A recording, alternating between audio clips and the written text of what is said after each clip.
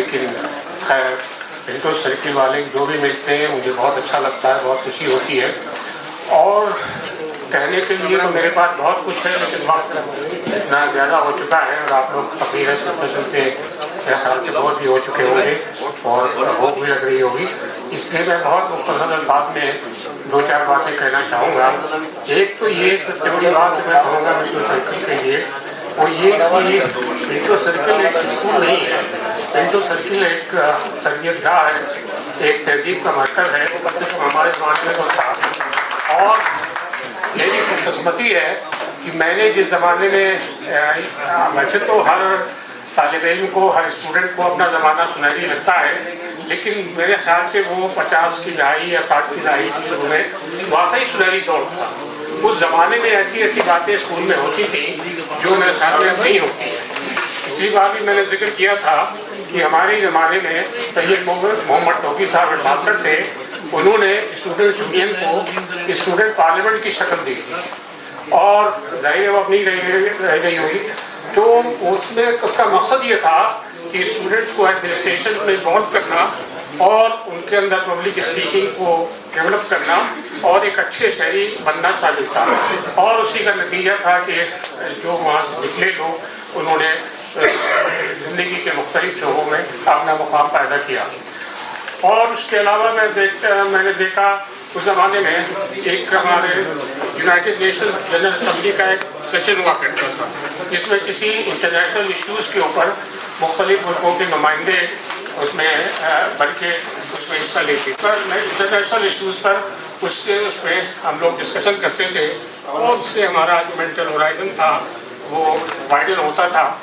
और तीसरी चीज़ थी, एक वॉइस कोर्ट हुआ करता था जिसमें स्टूडेंट्स जज होते थे और वो जो डिसिप्लिन के मामले होते थे छोटे मोटे, उसके फैसले सुनाते थे। और तो मैं ये कह रहा हूँ कि और उस ज़माने में हमारे स्कूल में बड़े अच्छे अच्छे लोग भी आया करते थे। मिसाल के तौर पर मुझे याद है राजा महेंद्र प्रताप जो फ्रीडम फाइटर थे, वो तशरीफ आए।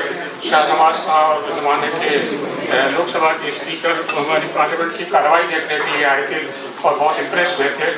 और तलत महमूद जो गदर थे वो तशरीफ लाए थे, वो हमारे वो बॉय थे।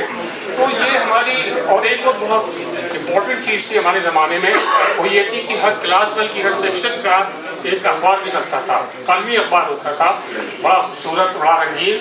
और उसमें हम लोगों के कहानियाँ, नज़्मे, लतीफ़े, ये सारी चीज़ें उसमें शामिल होती थी। और उसको देख के हम लोगों को इतनी खुशी होती थी जो बाद में बड़े बड़े जर्नल्स में छप के शायद नहीं होती है। तो ये सब बातें थी जो सब मिल के हमको इंटर सर्किल का स्टूडेंट होने के ऊपर हमें फ़ख्र होता था और आज भी फ़ख्र होता है। और मुझे बड़ी खुशी है कि दिल्ली के कुछ हमारे नौजवान दोस्तों ने इस इनिशिएटिव लिया और इस तरह की पिछले साल भी ऑर्गेनाइज की थी और इस साल भी ऑर्गेनाइज की है और आइंदा भी इंशाल्लाह होती रहेगी। तो ये बहुत ज़रूरी था। मुझे यही हैरत होती है कि इतनी देर में क्यों शुरू हुई, इसको और पहले होना चाहिए था। शायद देर आए दुरुस्त आए और मेरी ये पहचान इसके साथ है। और एक बात जो मुझे बहुत अच्छी लगी वो ये कि आपने इसमें जो इस वक्त का प्रेजेंट स्कूल के बच्चे हैं हमारे इंटर सर्किल जो इस वक्त है, उसको आपने उनसे कनेक्ट किया है, उनको इनकरेज किया है, वो ये चीज़ें दे के ट्रॉफी और वो। तो ये बहुत ज़रूरी था क्योंकि ये जो आज का बच्चा है वहाँ का जो इस वक्त पढ़ रहा है, उसके लिए बहुत ज़रूरी है कि हम लोग उनको इनकरेज करें और उनको जो भी उनकी फील्ड है उसमें। और जैसा कि मंजर साहब ने कहा कि पढ़ाई तो ठीक है, पढ़ाई तो बहुत इम्पोर्टेंट होती है, लेकिन उसके साथ दूसरी फील्ड में भी, मसलन स्पोर्ट्स में भी, जैसे इन्होंने कहा कि वाकई जो स्पोर्ट्स में जो बच्चे बहुत अचीव कर रहे हैं, डिस्टिंग्विश कर रहे हैं, उनको भी इंकरेज करने की ज़रूरत है। और इसी तरह से हमने स्कूल ने हमें बहुत कुछ दिया है, तो हमको ज़रूरत है कि हम स्कूल को भी दें कुछ। तो उसके लिए ये बहुत अच्छी बात है जो आप कर रहे हैं, इसमें और इजाफे की ज़रूरत है। हमको ये चाहिए कि मेरे सजेशन है, आप हो सके तो पे अमल करें। एक तो ये कि जो हमारे असातिज़ा थे बड़े काबिल लोग थे जिन्होंने हमको हमारे कैरेक्टर को बनाया, हमारी शख्सियत को बनाया। उसमें से रिटायर हो गए, मरहूम हो गए, लेकिन उनके नाम जिंदा हैं, उनकी यादें हमारे दिलों में जिंदा हैं। तो अगर हम उनकी याद में कुछ मेमोरियल करें, उनकी याद में कोई स्कूल में कुछ इंस्टीट्यूट करें, ट्रॉफी या इस तरह की चीज़ें, ताकि लोगों को याद है कि इन लोगों ने भी स्कूल की बिल्डिंग में बहुत कंट्रीब्यूट किया था। मिसाल के तौर पर टोंकी साहब का मिसाल मैं दे रहा हूँ, इस तरह के और भी बहुत से लोग हैं। तो उनमें से कुछ को रिकॉग्नाइज करना चाहिए, और वो हमारा एक स्टूडेंट, फॉर्मर स्टूडेंट, हमारा फर्ज बन जाता है कि कोई बहुत बड़ी बात नहीं होगी या उनके नाम पे कुछ डिबेट ऑर्गेनाइज करिए या कोई मेमोरियल बनाइए, तो ये इस तरह कुछ हो सकता है। और आखिरी बात जो मैं ये कहना चाहूँगा वो ये है कि मिंटू सर के लिए कॉन्फिडेंस की बात हुई कि बहुत कॉन्फिडेंस देता है, ये बिल्कुल सही है। इसकी एक छोटी सी मिसाल मैं देता हूँ। आप सभी जामे दफ्तर से वाकिफ होंगे, तूती बोल रहा है, ये मिंटू सर में हमसे सीनियर है, 2-3 साल सीनियर थे, लेकिन थोड़े बहुत ताल्लुकात थे हमारे। तो अभी चंद साल पहले एक प्रोग्राम था जैसे सेक्टर में, जहाँ जावेद साहब को बोलना था, हम भी उसमें गए अटेंड करने के लिए।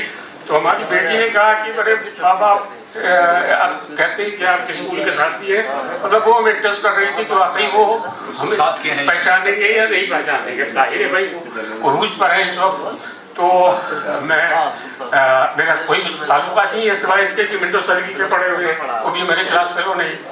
खैर मैं गया वहाँ पर, और जैसे ही मैंने अपना इंट्रोडक्शन दिया, मिंटू सर का नाम लिया, वैसे ही जावेद साहब ने जो उनके बराबर में बैठे हुए थे, घिरे हुए थे भाई, बच्चे बच्चियां उनको घिरे हुए थे, और एक बहुत टॉप के जर्नलिस्ट थे वो उनके पास बैठे हुए थे, उनसे इंटरेक्ट कर रहे थे।